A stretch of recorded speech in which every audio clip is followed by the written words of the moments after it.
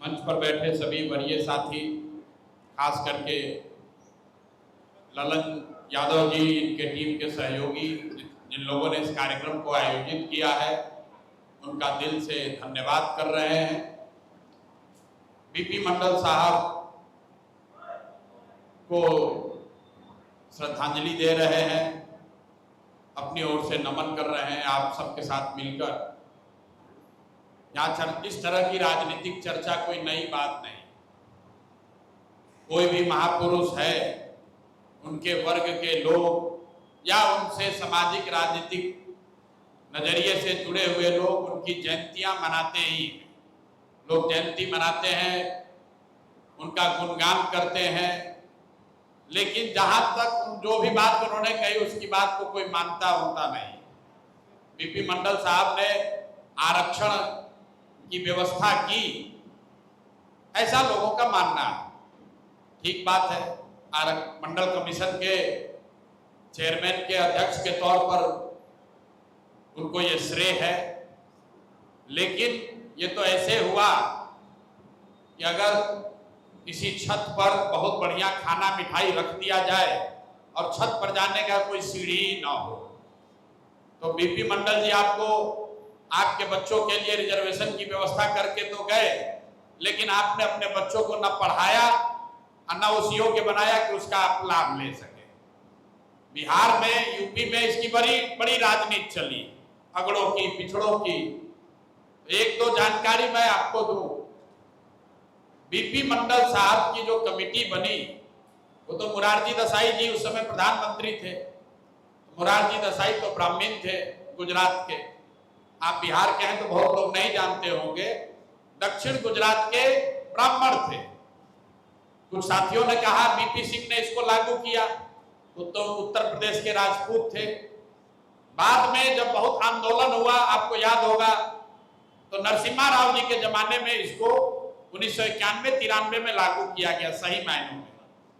उनकी भी जाति, वो दक्षिण के ब्राह्मण थे। इसका कोई महत्व नहीं है कि काम करने वाला ब्राह्मण था, राजपूत था, यादव था, कुशवाहा था, दलित था, इसका महत्व नहीं। महत्व इसका है कि उसने क्या काम किया। महत्व इस बात का है कि उन्होंने समाज के एक बड़े वर्ग को समानता उनको मिले, उनको अधिकार मिले, उनके बच्चों को आगे उनका भविष्य बेहतर हो, उसकी व्यवस्था बनाई। वो मंडल थे या कुशवाहा थे, इसका बहुत महत्व नहीं। लेकिन राजनीति जो है वो सिंबलिज्म से ही चलता है। एक है सिंबल और एक है सब्सटेंस। कितने साधु महात्मा लोग हिंदू धर्म के एकदम घोर अनुयायी हैं, ईमानदारी से हिंदू धर्म के, सनातन धर्म को आगे बढ़ाने के लिए काम कर रहे हैं, लेकिन विश्व हिंदू परिषद वाला लोग आया, राम मंदिर का नायक बन गया, अब वहां से चंदा भी चोरी कर रहा है, तो हिंदू धर्म का ठेकेदार वही बना हुआ है। तो मंदिर जो है वो सिंबल है, और मंदिर के अंदर जो पूजा है वो सब्सटेंस है। तो यहाँ पर रिपोर्ट लिखने वाले की तो महिमा मंडन हो रहा है, लेकिन इसी बिहार में अभी जातीय जनगणना हुई। आपने, कुछ लोगों ने शायद पढ़ा होगा, आज भी 35 वर्ष के आंदोलन के बाद, लालू जी, नीतीश जी के 35 वर्ष के शासन के बाद भी 10% से कम ओबीसी समाज के बच्चे ही 12वीं पास कर रहे हैं। ये हम नहीं कर रहे, ये जातीय जनगणना जो बिहार सरकार ने कराया, उस समय नीतीश जी और लालू जी ही साथ में थे। कोई इस बात को नहीं जवाब देना चाहता है कि ओबीसी समाज के 10% से कम बच्चे ही 12वीं पास कर रहे हैं। 35 वर्ष आपका शासन है। ईबीसी और दलितों में, मुसलमानों में 7% से कम बच्चे ही 12वीं पास कर रहे हैं। तो जब 100 में 90 आदमी 12वीं पास ही नहीं कर रहा है, तो उसको आरक्षण का लाभ मिलेगा कैसे? आपको जितना लड़ाई लड़ना है लड़ लीजिए, पूरे जीवन इसी में लोग लगा हुआ है कि आरक्षण की सीमा कितनी होनी चाहिए, आरक्षण कितने समय तक होना चाहिए, और ये किन किन क्षेत्रों में लागू होना चाहिए। ये 3 सवाल पर ही राजनीति है। जो लोग भी आरक्षण की राजनीति करते हैं उनका ये होता है भैया कितने समय तक लागू होना चाहिए।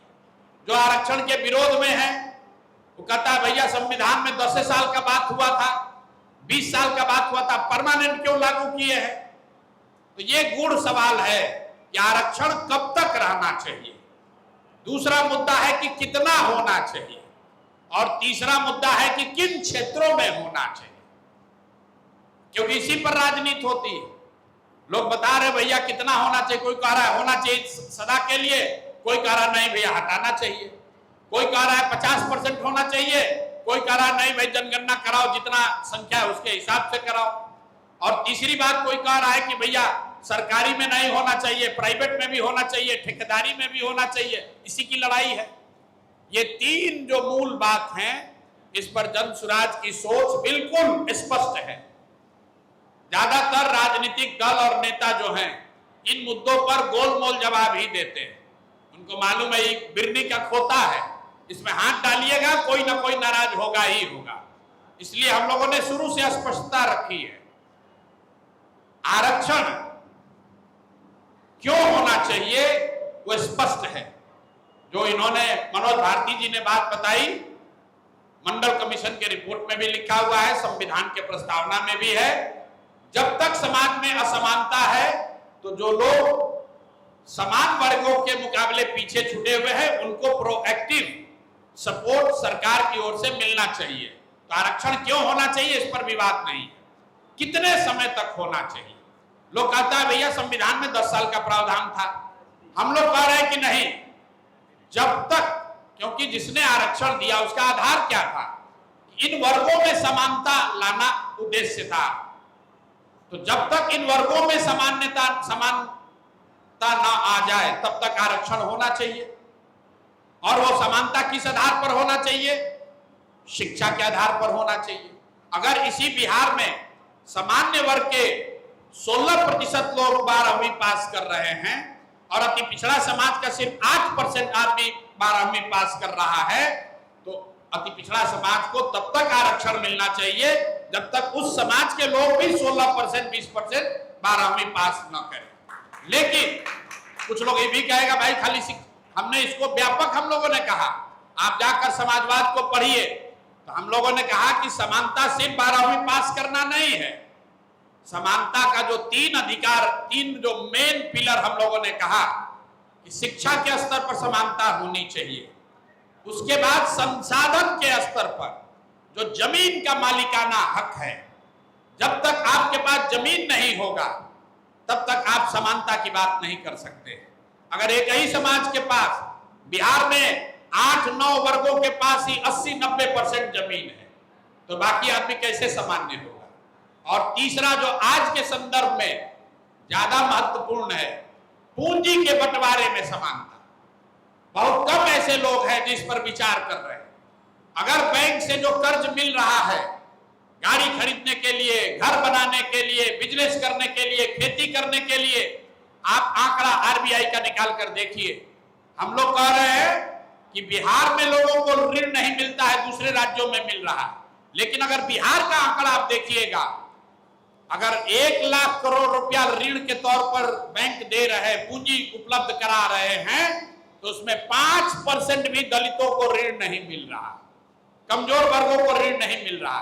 तो जन स्वराज ने सीधा कहा कि भाई आरक्षण तब तक रहे जब तक इन वर्गों में समानता ना हो जाए।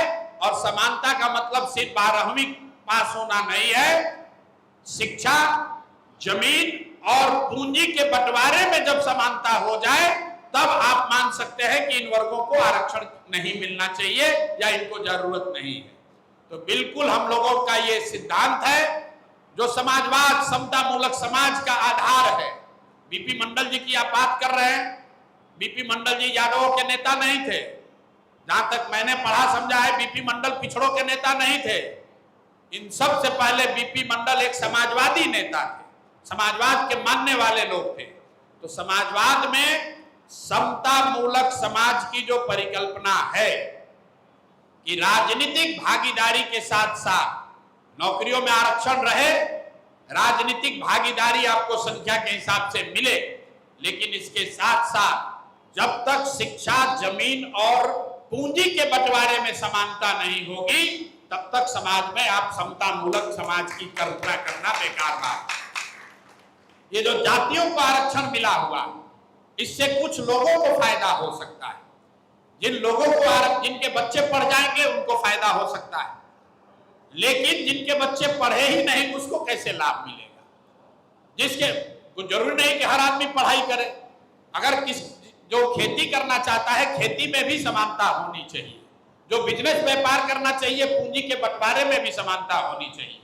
तो जन सुराज ने सीधा सिर्फ बीपी मंडल जी के लिए ही नहीं, जितने भी समाजवादी सोच के प्रवर्तक रहे हैं, सबको देखने, पढ़ने, समझने के बाद हम लोग का ऐसा मानना है कि अल्टीमेट उद्देश्य ये है कि आपको जनसंख्या के हिसाब से राजनीतिक भागीदारी मिले। जब तक समाज में असमानता है तब तक आरक्षण बना रहे, और साथ साथ जिसकी भी सरकार बने वो इस दिशा में प्रोएक्टिव मेजर लेकर काम करे कि आने वाले समय में शिक्षा, जमीन और पूंजी के बंटवारे में भी समानता हो। तभी आप समाज में समता मूलक समाज की बात कर पाएंगे। तभी आप खड़े होकर चाहे बाबा साहब को श्रद्धांजलि दें या बीपी मंडल साहब को दें। ये जातियों का मामला नहीं है, ये सिंबल का मामला नहीं है, ये सब्सटेंस का मामला है। जब तक इसकी बात की गहराई को आप समझिएगा नहीं, तब तक सिर्फ आरक्षण की सीमा के लिए, आरक्षण के समय के लिए, आरक्षण के क्षेत्र के लिए आप लड़ाई लड़ते रहिएगा। उससे आपके बड़े स्तर पर समाज का कोई फायदा होने वाला नहीं है।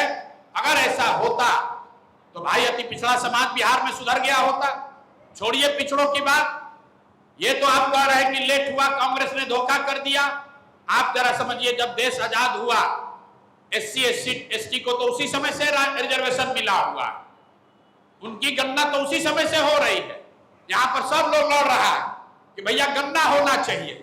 भाई SC अगर सिर्फ गणना हो जाने मात्र से, अगर सिर्फ आरक्षण का प्रावधान होने से समाज सुधर जाता तो कम से कम SC ST समाज के लोग आज जरूर बेहतर स्थिति में होने चाहिए थे, क्योंकि उनकी गणना भी 1952 से हो रही है, उनको रिजर्वेशन भी मिला हुआ है। इसीलिए जब तक आप शिक्षा नहीं देंगे, जब तक जमीन नहीं देंगे, जब तक लोगों को बिजनेस, रोजी रोजगार करने के लिए संसाधन, पैसा, पूंजी नहीं देंगे, तब तक समाज में व्यापक परिवर्तन आप नहीं देख सकते हैं।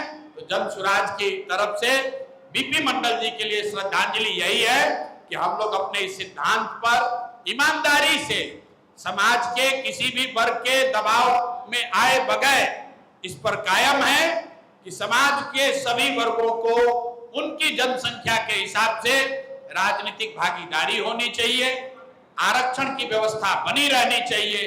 और आने वाले 10 साल 20 साल में अगर जन सुराज की सरकार व्यवस्था बनती है तो उस व्यवस्था का ये लक्ष्य होना चाहिए कि शिक्षा, आरक्षण और राजनीतिक भागीदारी के साथ साथ शिक्षा, जमीन और पूंजी के बंटवारे में भी समाज में समानता लाया जाए।